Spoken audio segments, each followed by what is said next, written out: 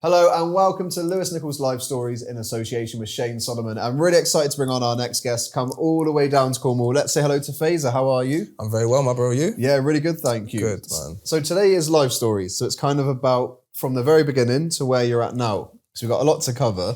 But I want to kind of go back to where your love of music came from. So can you remember when you first fell in love with music?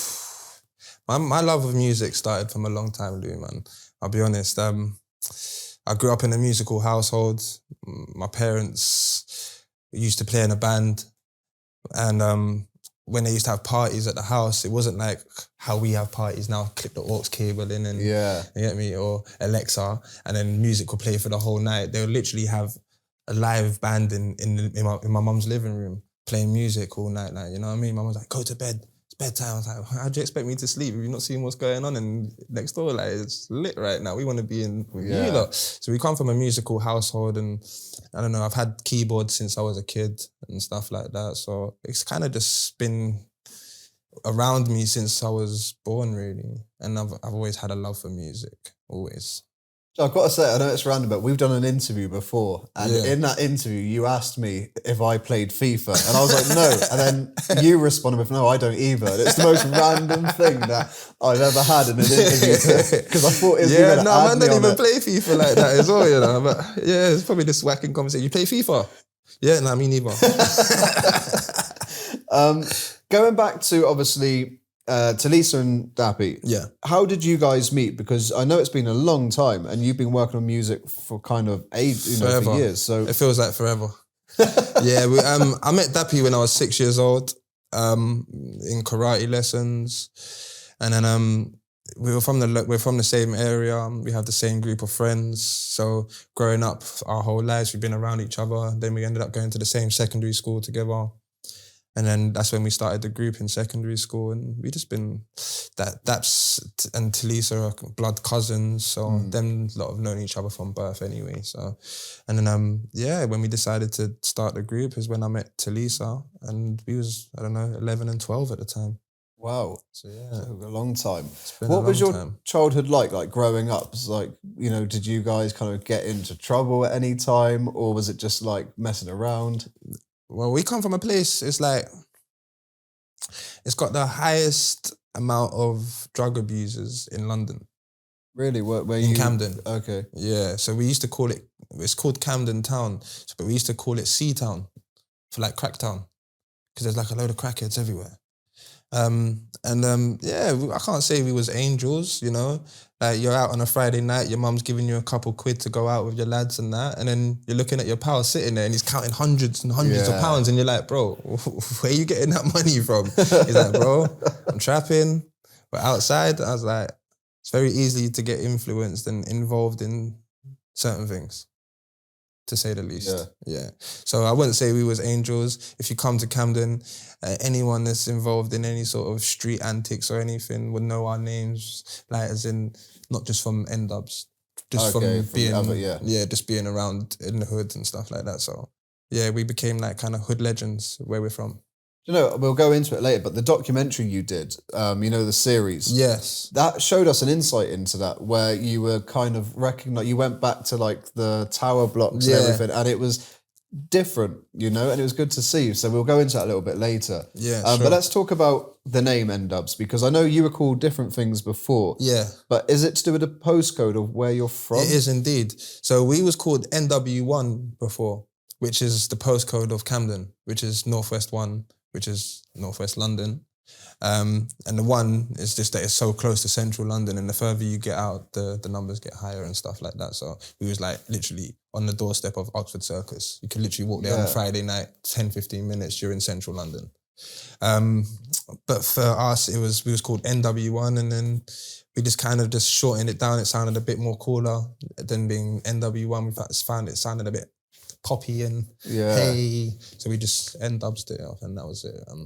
It works so much better. Like you said, NW1 is a little bit more kind of pop. So yeah, we just shortened it down, N-Dubz, and that was it. The good thing with you guys as a group, you did put the graft in. It wasn't something that was handed to you on a plate or an overnight success. There was a lot of work that went into what you did. So go back to kind of like the early stages, because Yeah. I remember like back then I used to watch the music channels, like Yeah, channel, yeah. was it Channel U? Oh yeah, Channel U. How did you go about getting your stuff on that? Because you were on all of them. It was mad, yeah, because the first song that we ever released on Channel U, it got like nighttime playlist. So we'll be waiting up all night to see our video come on. It'll come on at like 4:17 a.m. in the morning. Who's watching at 4:17 a.m. in the morning, bro? We're very happy that our video's on TV though. We're like, oh my gosh, look, we're on TV, what? 4:17 in the morning, crazy. And then it wasn't until we did a song called You Better Not Waste My Time, where Dappy was in like a baby's cot with a hat on, and then he's sitting there in a full tuxedo with a poodle saying, you probably think I'm a chap with good manners, and then the scene cuts where you're wrong, I'm the scum of the earth, and then he's in the hood rapping about all his upbringings and his surroundings and stuff like that. And it wasn't until that record where people were kind of like, who are these lot? Like, these lot are doing something different. Because at the time, music was very sort of two-tone based. Dum, dum, dum, dum, dum, dum. We came with songs, like proper songs, like bridges and concepts and things that people could relate to. So it was like a breath of fresh air for the UK, and that's how we kind of got our first recognition. And then from then, everyone started, because you could request a video to be played on Channel U. So people were just requesting it. That. And because it got requested so much, it was just on there all the time. So anytime new people came on, they'd just see our video. Who are these lot? And they'll jump on as well. And then it just, I don't know, it's like a snowball effect. Yeah. You know, it starts with a little small snowball, it starts rolling, and it just gets bigger and bigger and bigger. That was the thing. You offered something different though, and what you kind of, when it was growing, you exploded onto the scene because everybody was, I went to one of your concerts in Plymouth, 2009. And I mean, so many of us will be huge fans. So when you were seeing that you were getting more recognized and respected as an artist, did that feel good, that kind of when you reflect that finally what we're doing is being recognized for the right reasons? Yeah, but it's always been a funny one for N-Dubz because the scene itself hasn't really embraced N-Dubz as like, these are the guys. We just do our own thing in our own corner and we do better than everyone.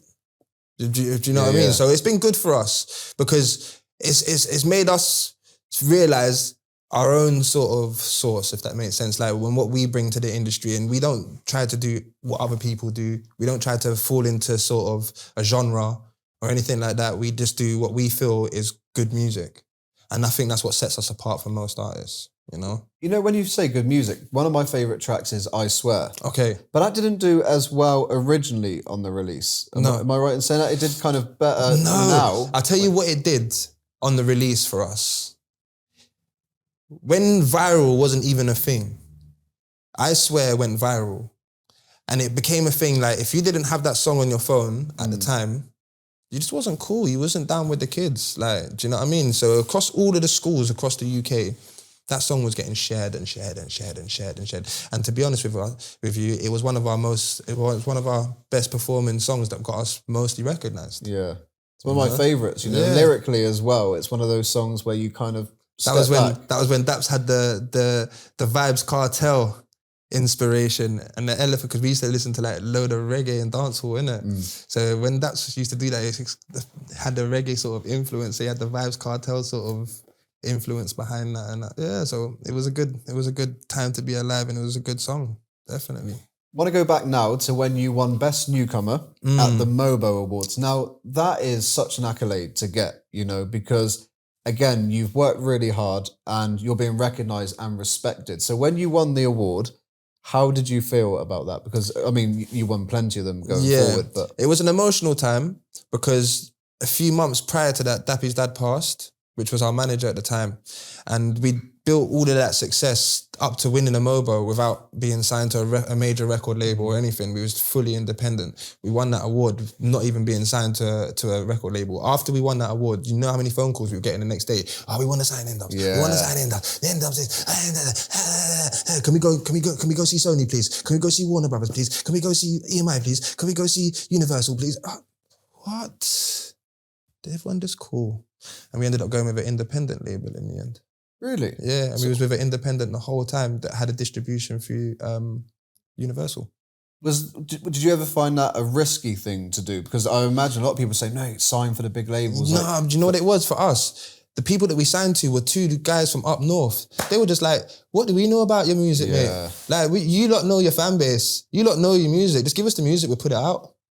So all we had to do is just give them the music and it's coming out. We didn't have 15, 20 people in a label to please someone saying, no, I don't think this is the single. We had full creative control on it, which was, for us, which was amazing. That's because I produce all the music for N-Dubz and collectively we write these songs, you know? So for us to have full creative control and not have someone taint what we do as artists was perfect for us.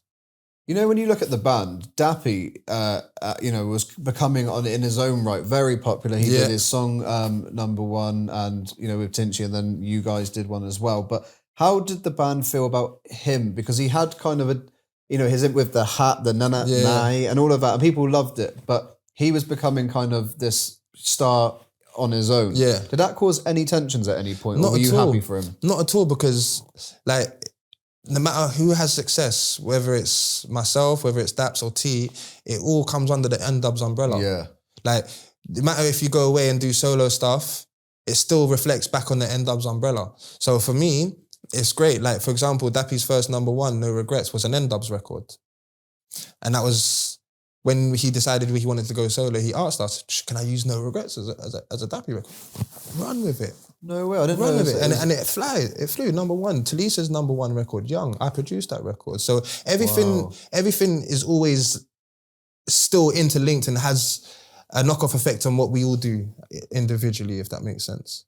Well, with the production, so you said you produced that there. Do you love being involved in that side of things? That's me. Yeah. Anything to do musically for my band that's my job. Yeah. So when it comes to the tours, as in like stripping down the records and making sure that the band are playing the right things and literally musically directing the tour musically.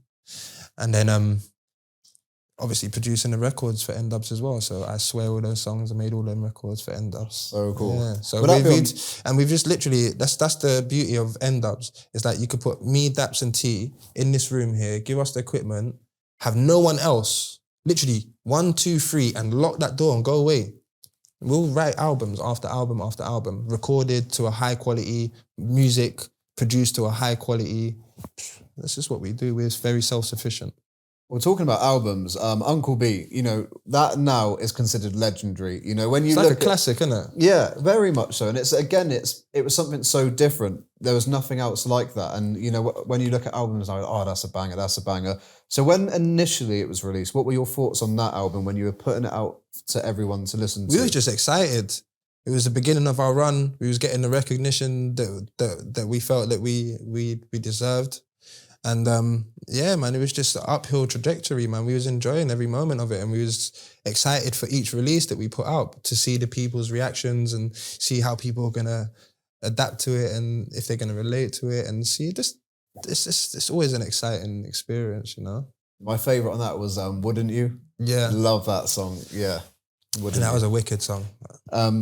So you, as a band, you have... That was around them Timberland times when where we used to switch the songs. So it'll go from one style, and at the end of the song, you might put a 4 to the floor to make it dancey sort of thing. And that's why it goes at the end of Wouldn't You, and it's this... Yeah. Like, do you know I what like mean? that though. And it sounds like a complete different record, but it's the same chorus as the rest of the record. Yeah. Yeah, but we just got creative with music. That's it. But it's so nice because even you saying that then, you can actually see the passion that comes out of you when you're talking about that. Listen, like we're perfectionists. When it comes to this music thing, we are perfectionists. When myself, Dappy, Auntie, all included in that, we are perfectionists.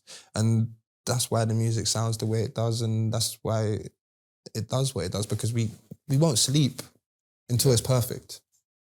Until we think it's perfect.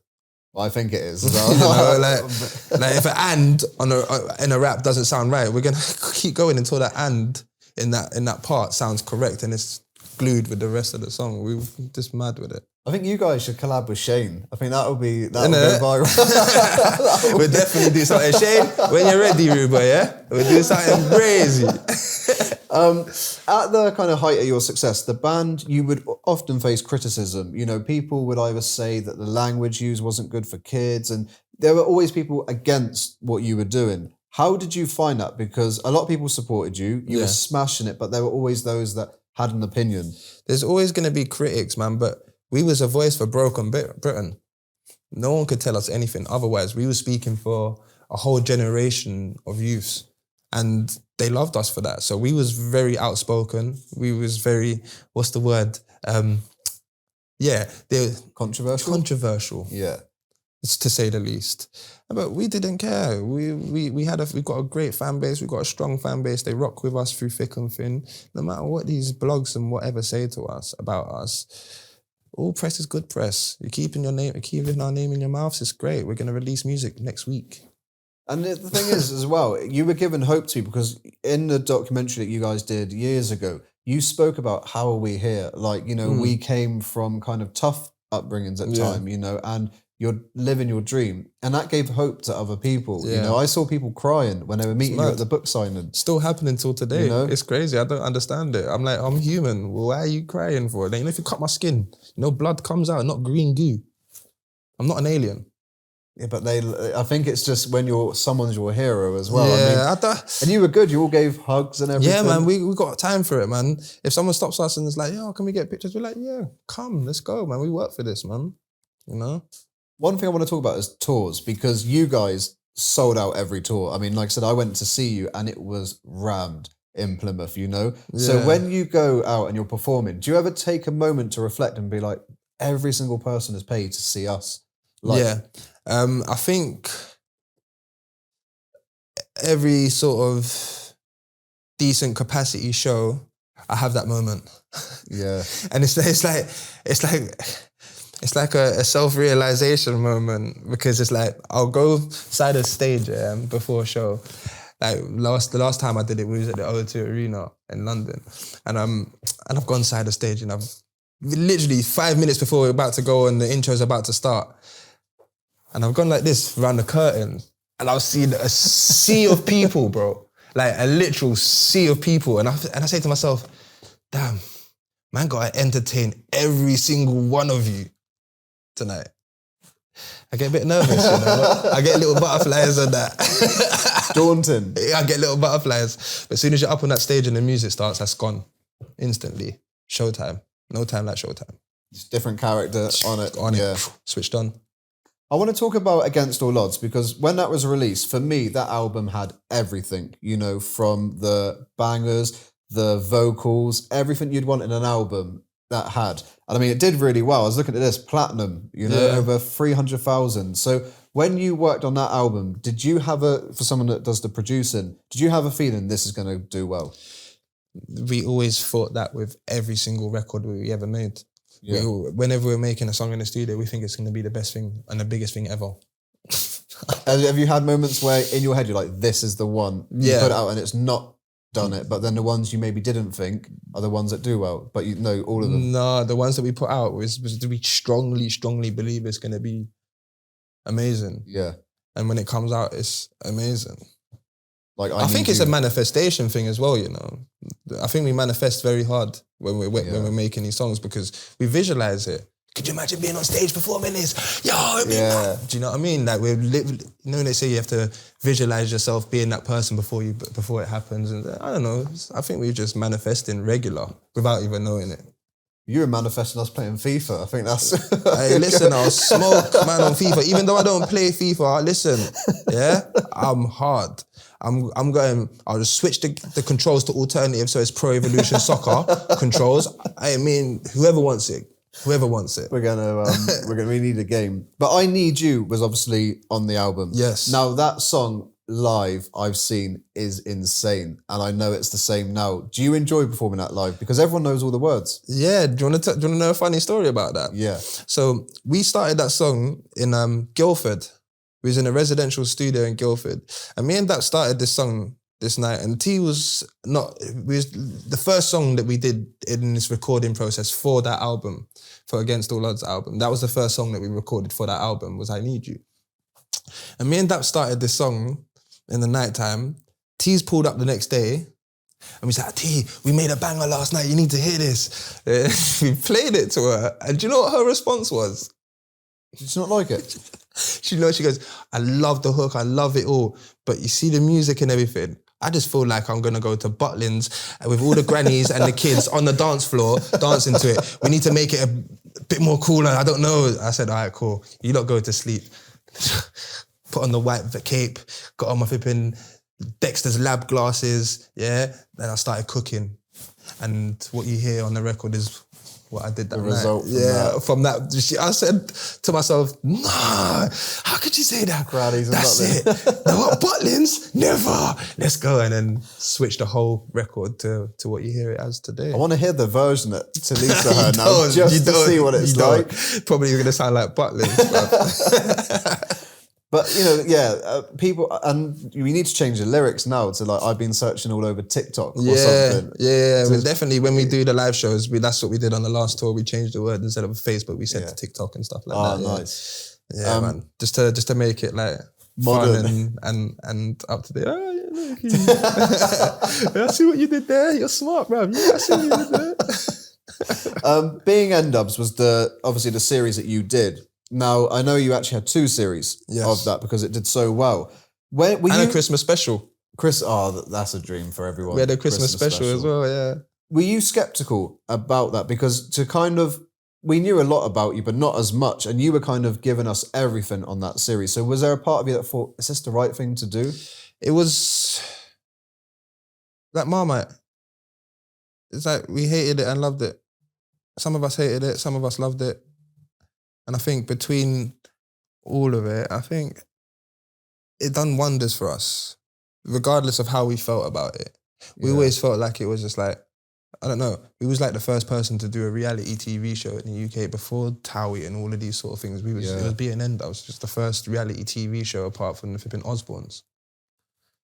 So for us, we were skeptical because we was like, we didn't have Jersey Shore, Geordie Shore, or any of these reality things at the time. We was the first one. So for us, it was just like, are we doing the right thing? What is this like? Following us with cameras everywhere, and I don't know. You had the one in your head as well. And you and Dappy were hilarious because you were always up to like mischievous things. They're like watching you guys go around. Like, it was so funny. So much stuff, we had to take out of the edit. Say, bruv, you can't put that on TV. You're going to get us flipping rinsed, man. Please, man, do us a favour. That's just like personal banter, like. But yeah, we gave a lot on that show, and in return, it done well for us, man. It put us on primetime TV. You know, a lot of people were tuning in weekly to watch it whilst we was writing albums and stuff. So people were watching the journey weekly of us making these records and going and promoing that. And I feel like it made them sort of involved a bit more, and it felt a bit more personal for them because like, oh man, we've been following this whole journey. What's going to happen on what's going to be the outcome for this now? Let's see. Oh, wow, this is crazy. How did they do that? And I think that for us, it was a good thing for us. Definitely. I think one of the big moments on that where it gave us an insight into sometimes the tensions between artists was the football match.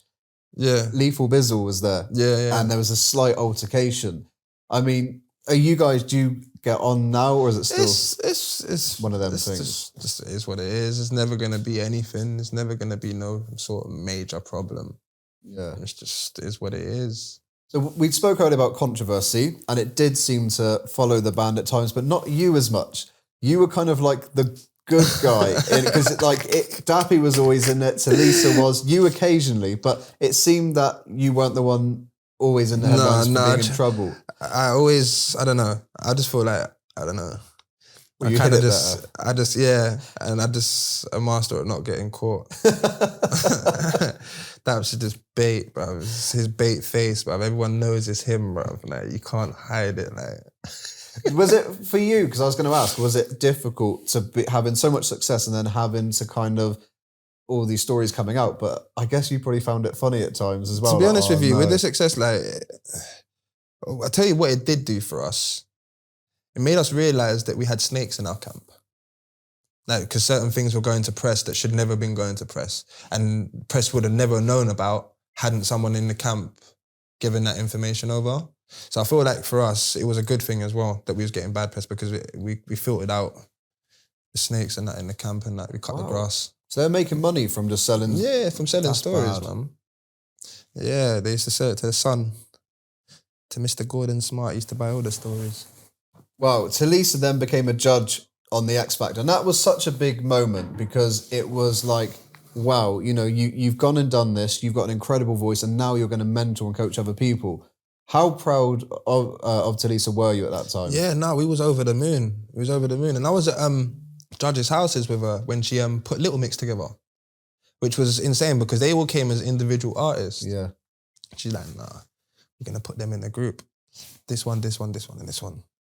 We're going to be a group. And Louis and everyone was looking at, are you sure? Like, and so yeah, they need to be a group. Individually, they're good, but if there was a group, girl power. And then, yeah, put Little Mix together on X Factor. I watched that whole process happen. I was like, you're going to get paid for it, T?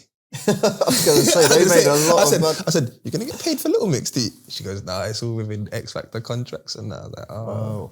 Great. Does she keep in touch with them? Because, yeah. She's still very close with them, and yeah, she's moved up north now, so I think she'll be spending a bit more time with some of them up there, Perry and that. So yeah. I want to talk about your third album, Love, Live and Life, because that had a different feel to it for me, but I loved it. I love it when something changes direction and you can't predict what a band's going to do. So what were your thoughts on that album? And because there's so many songs in it that I loved, you know, but I did feel it had a different vibe. Yeah. Well, for us, you got to think, for us, we was on an uphill trajectory. That's what I called it. So I feel like every album that we was making was getting a bit more polished. My production skills were getting better. I was growing with it. I was learning a lot, being in studios forever. And I feel like the last album, it was for us to go international. So we wanted a more of an international sound. So we went for a more glossy sort of thing. So that's why you had songs like Girls on there, which were like, if Weezy made it rain, then I can make it snow. Hey, and it's like, it's got more of a international sort of appeal as to opposed to a localized, but on your cheap top, what do you think? Do you know what I mean? So it's a bit more polished and a bit more international and not so localized. And it was an intentional thing because we signed a deal with Def Jam at the time in America. The album was due to come out in America and everything like that. So we did something that was going to keep a firm foot on both sides, which could work in America and could also work in the UK. So that's why that album sounds the way it does. I love it. And you know, We Dance On. Yeah. That song gives me goosebumps, genuinely. When that's on, the hairs will stand up because it's the bit, you know, with like the clap towards the end and it kicks in again. But that was really different for you. That was mad, man. That whole... So did you like that song? I hated that song. Really? With a passion. And N-Dubz hated it and T hated it. But we got paid to do that song for a movie soundtrack, for a dance movie. And we done the song in about 45 minutes. Yeah, and the song came out, we left the studio, it was like, oh, cool, that session's done now, let's go home. Song came out and it ended up topping the charts. So we had to go and perform this song everywhere. Mate, you hate. We hated that song. We to the point we had a big a performance in Germany for a massive, like, it was like the MTV Awards in Germany. And they wanted us to perform this song. We kicked up a little bit of a fuss about it, to be honest, because we got so much more better records, and you want us to come out here to Germany and do this flipping meaty song, bruv. Oh, I love it. I thought you were going to give me a little bit of the song. I'm going to tell you I told you I'm going to give you the realness in this interview, man. Honestly, man, we don't like that song, but we'll perform it, and the people love it, and that's the main thing. Do you still perform it now? And we knew when we was making it, it was a self-conscious song. It was a song to give people inspiration and uplift people, and it was a quick, easy job. It broke my heart because now when I see you perform it live, I'm gonna be like, oh, he hates this. Like he's doing something. You're gonna look at my face while I'm performing, saying he's hating every minute of this. Gonna be. Look at this guy's face. Look, he does not like it. Let's go with working with Island Records. What was your relationship like there? Because I've heard different things that as a band you said you felt they weren't on the same level. You know what it was? We had it wasn't us that had the issue. Where we was with an independent record label and it had distribution through Universal. When we signed over to Island, the independent was involved and it was being distributed through Island. But when the independent were trying to get things from the label and the label trying to get things from the independent, their lack of communication, it just their relationship wasn't working for what we was doing, if that makes sense. But with that, the album Love Live Life came out with them and it went platinum the other day anyway. So done what it needed to. Before we talk about, obviously, the comeback, I've got to ask, because you had quite a 10 plus year break. Yeah. And they were always in interviews. I know we did. I was actually gutted because I interviewed you and I said, N-Dubz getting a new, said, never say never. A month later, it was announced, they're back together. Do you know what it was, yeah? Because when I spoke to you, we was in lockdown, innit? Yeah. And we were supposed to already announce the tour, but then lockdown happened. So we was already ready to go. And then COVID came. We was just like, what? We had to put the tour on hold for 2 years. So when I spoke to you, I already knew that the tour was going ahead and everything was in place, ready to us just press the green button. But I couldn't tell you at the time, so I was like, never say never, bro. Yeah, without giving away too much, never say never. But we always said throughout that whole time on our hiatus that we was always going to bring it back to N-Dubz anyway. There wasn't a time where we said that's the end of N-Dubz. We're never recording music and we're not doing anything ever again. That's it. Yeah, because you all... We never said that. None of us. Was it intended to be as long, though? It's all about timing, man, I guess.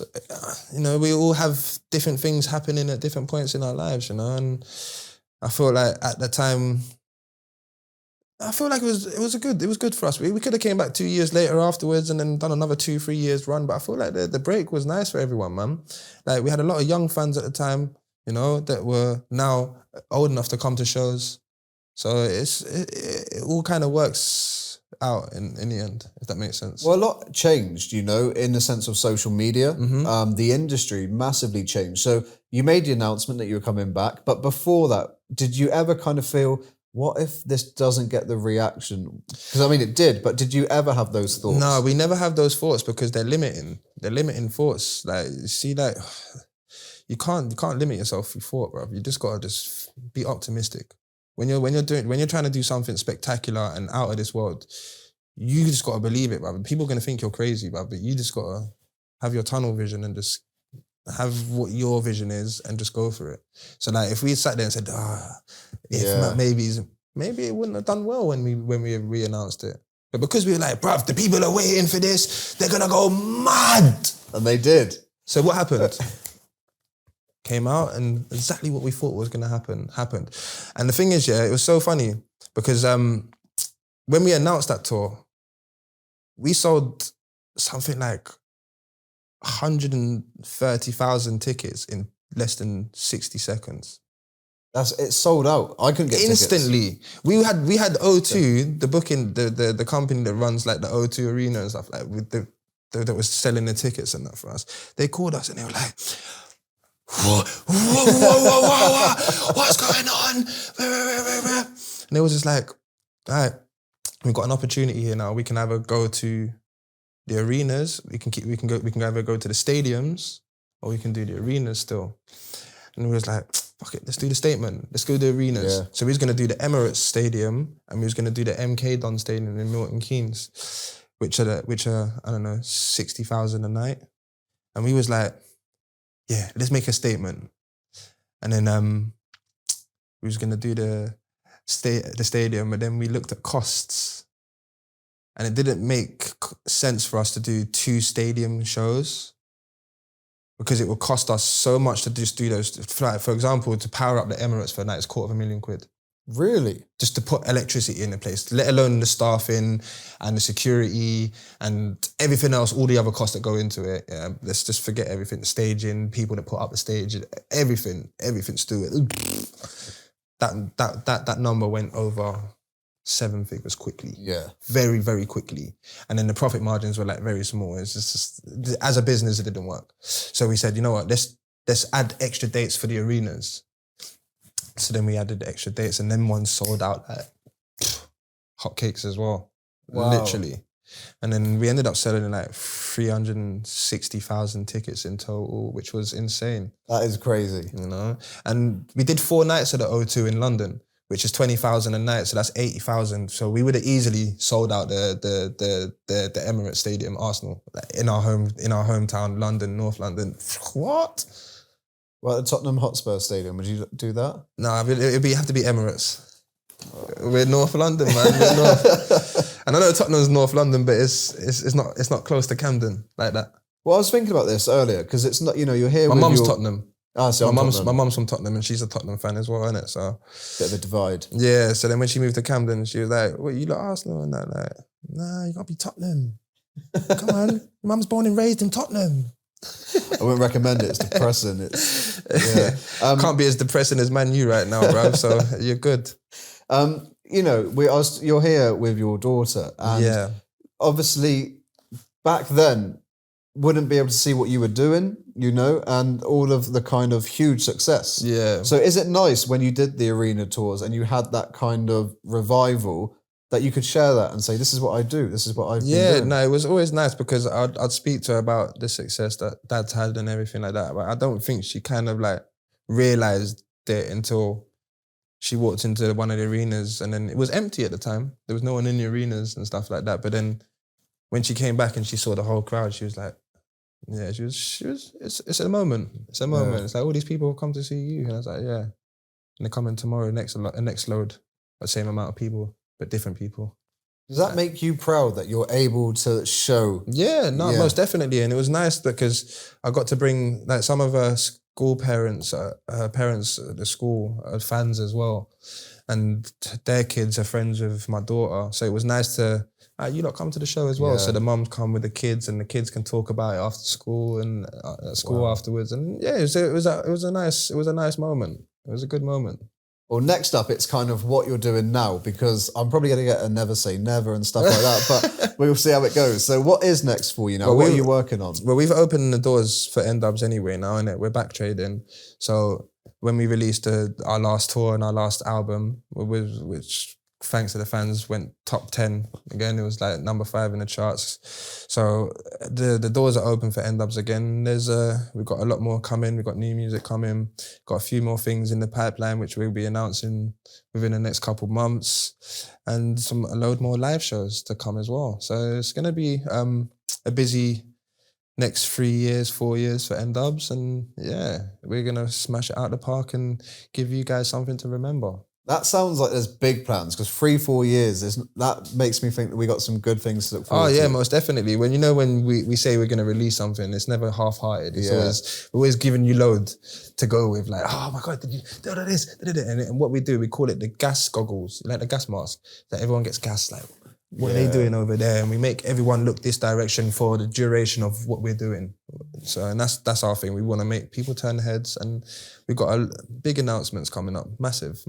And I think the people are going to be excited once we start announcing this stuff, and just keep an eye on our socials and our online places and TikToks, and we'll be updating as and when it progresses. Well, I'm excited. So thank you so much. Thanks for joining us on the show. Absolute Fazer, everyone. Thank you. Thank you so much. Thank you.